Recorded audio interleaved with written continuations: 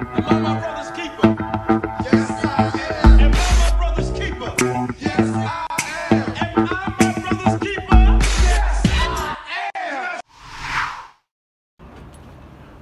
Nino Brown Boxing, and I'm back in the building. Shout out to the LDBC. Don't forget to hit that like button and subscribe. Man, I just recorded a video about Keith Thurman, a part 2 about his upcoming opponent, and I left out some key information, so I just wanted to start over again. So basically, Steven Espinosa, Showtime president, has come out and said that finding an opponent for Keith Thurman is a bit of a process. Now, it was a boxing scene interview.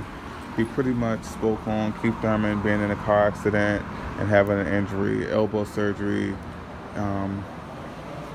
basically from a past injury, and him getting married. He feels like it's definitely a time in Keith Thurman's career where he deserves a fight where he doesn't have to face a killer. They say they want him to fight somebody that's credible, a competitive opponent. So finding whoever that is in the welterweight division is a bit of a process. Me personally, I feel like that's not necessarily the case.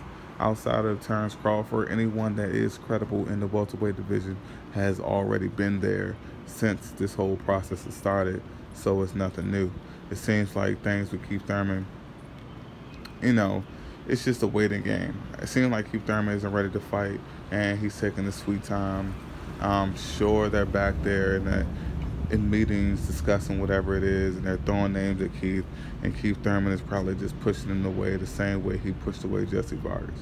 But it is what it is, man. And they also discussed how, the article also mentioned how the WBC has not mandated Sean Porter or Danny Garcia as the mandatory. And that whole thing got me thinking, like, well, if those guys haven't been mandated, who's to say that the WBC can't pick the number 3 and number 4 guys? So, because we want to refer back to the WBC's rules, then we already know that it's at the WBC's president discretion that he can select anyone that he wants to be the mandatory. So when it comes to that, we just have to wait and see. Yes, I know that it's extremely unlikely that Danny Garcia or Sean Porter won't be the mandatory for Keith Thurman, but hey, it's still a possibility, so I just wanted to throw that out there. Also, Steven Espinosa did say that they should have an opponent named for Keith Thurman within the next week. So I'll say my timeline is Friday now. I give it to next Friday. What day is that? April 6th. On April 6th, they should have an opponent named for Keith Thurman. If they don't by April 6th, hey, I could pretty much stamp that May 19th date is going to be pushed back. If I'm not mistaken, it's supposed to be like a double header. I know the Badu Jack versus Adonis Stevenson fight also. So we'll see how the stuff go with that.